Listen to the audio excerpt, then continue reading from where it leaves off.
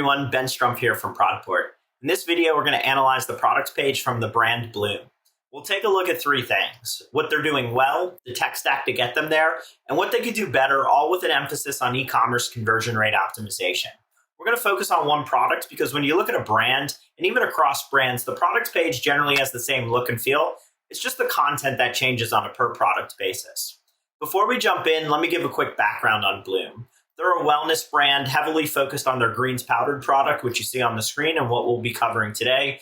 Awesome founder story created by a lady named Mary Llewellyn, who had hit rock bottom mentally and physically and really decided to take her health into her own hands and turn to wellness. She lost 90 pounds and it inspired her to help other women do the same, and she created Bloom. And if you read about Bloom, they describe themselves as delicious health supplements designed to help everyone bloom into their best selves. They've had great success. From my research, they're doing around 20 million per year in revenue, awesome brand built on Shopify, and recently a very large CPG company called Nutrabolt acquired a 20% stake. Let's go ahead and jump in. First, we're going to cover what is Bloom doing well on their product page from an e-commerce conversion rate optimization perspective. We're going to start above the fold and take a look at the buy box, and then go below the fold to the very bottom of the page. Let's take a look at one of the most important things on a product page, the slot one image. It's the first thing that everyone sees. Bloom's doing an awesome job here. They're following a best practice of using as much real estate as possible. So you're not just seeing their product on a white or neutral background. You see their product, colorful background. You see the mango, the juice, so on and so on. So awesome job from a slot one image perspective. Moving on to other areas, I really like this product description in that it follows best practice from a conversion perspective to talk about user benefits as opposed to technical features of your product. So really nice job there.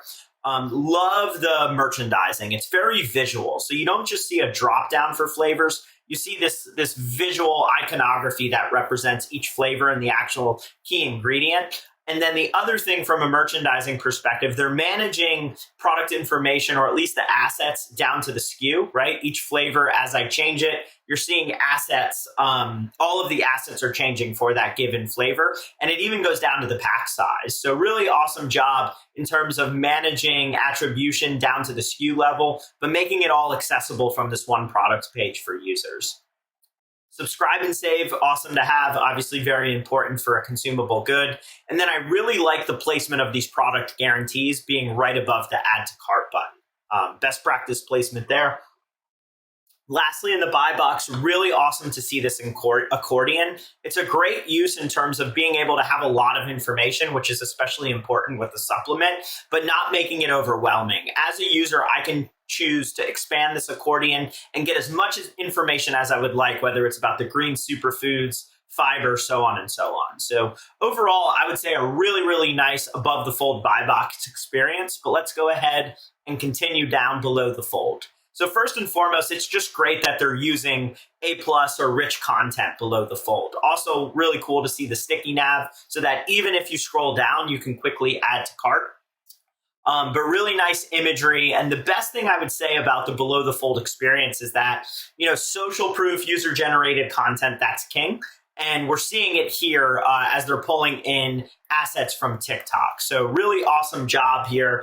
And I think overall really nice product page. The only other thing I would add that they're doing extremely well is how they're getting people to this page. And they're sending, for the majority, from what I can tell, especially for their paid media, here's their Facebook ads library. It's great to see them sending traffic directly to the product page. Almost every ad I clicked on sent me to a product page.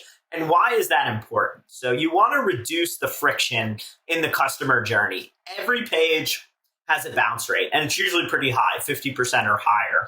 Therefore, the more pages you have that someone has to visit before they get to the product page can make a decision, add to cart, and purchase. The more pages you have to get to this product page, the worse it's going to be, right? The more people that are going to fall off. So love to see them sending traffic directly to the product page. And like we said, a lot of really nice things they're doing on the product page. The next thing I want to cover is what is the tech stack that Bloom Nutrition is leveraging to get them to this really nice experience. This is by no means an exhaustive tech stack. I'm just trying to highlight some of the key areas that I believe are contributing to this really nice product page experience. built on Shopify. They're using Klaviyo and Attentive for SMS and email marketing. Really cool to see them using ManyChat, which I think is a theme that we're finding from Bloom, is they like to talk to their customers. So ManyChat is a Facebook chatbot, and really awesome to see. Going even further, they're using retention.com. So they're really learning a lot about their customers, targeting them, so on and so on. I put Google Optimize here, even though it's no longer available. It's good to see that they were doing some A/B testing prior with the use of Google Optimize. But what I like almost best about this tech stack is the full suite of analytics. You know, they're not just relying on Google Analytics. They have Hotjar for heat maps, Lucky Orange, Amplitude, and you can tell they're leveraging data and the customer experience data to help them understand what image should I put in slot one, right? Should I talk about benefits in the product description, so on and so on. Overall, just a really nice tech stack that's yielding a very nice product page. Having said that, no brand is perfect. There's no, absolutely perfect product page. And I want to cover now, what could Bloom do better from a product page experience to further increase their conversion rate? So while I was very complimentary about the slot one image, which they're doing a fantastic job, overall, I think they could improve the asset gallery in general. This is arguably the most important thing on the product page, and there's only 4 assets, and there's not much variation to them. Yes, one of them shows the nutrition, which you obviously have to do, but I would show people using the product, infographics, video is super important, and social proof. And I want to pause there because the biggest thing this product page is missing, unless you scroll very far below the fold, this is the only place you see social proof. Social proof is king. User-generated content. I would put it everywhere on this product page. Slot 2, I would test it. I'd have UGC video in the asset carousel. I'd put UGC very prominent right below the fold. I do think this is a big thing they're missing out on. And if you go to their Instagram page, if you look at their ads, their brand is filled with user-generated content and social proof. And I think they would really, really improve their conversion rate if they heavily emphasized it here on their product page.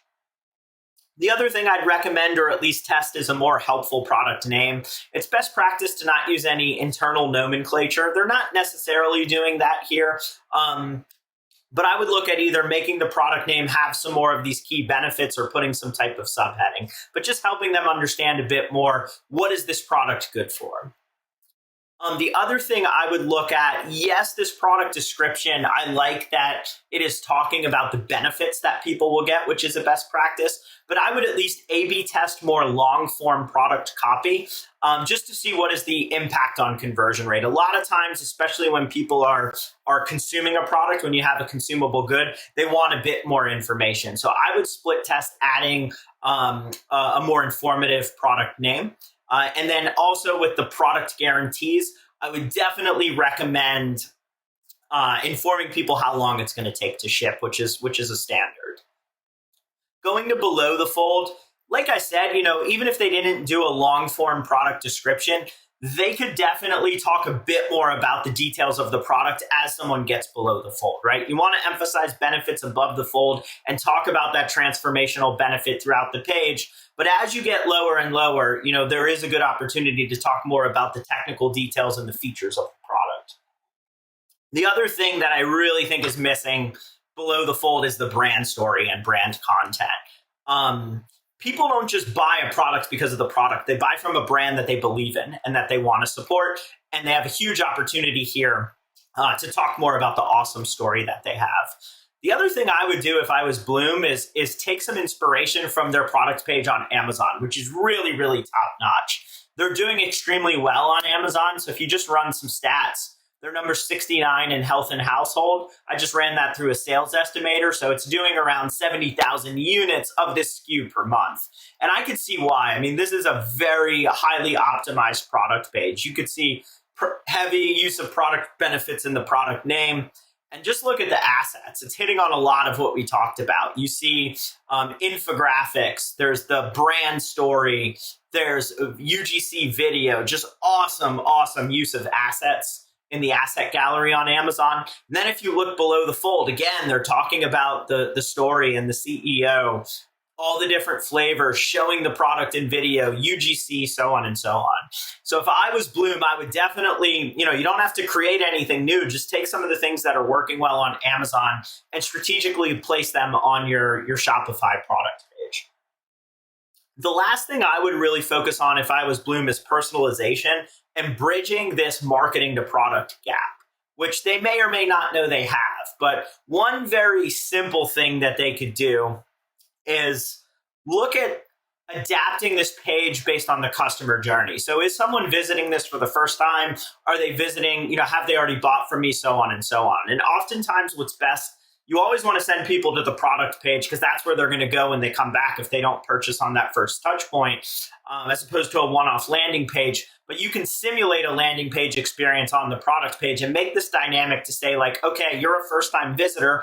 I'm going to insert some above the fold content to warm up my brand and not shoot you right into the product, but just warm you up a little bit. And then as you scroll down, you can purchase. And then they're doing this from a marketing perspective as well. You can see this as a top of funnel campaign for new people, new to Bloom, secure your Bloom starter kit.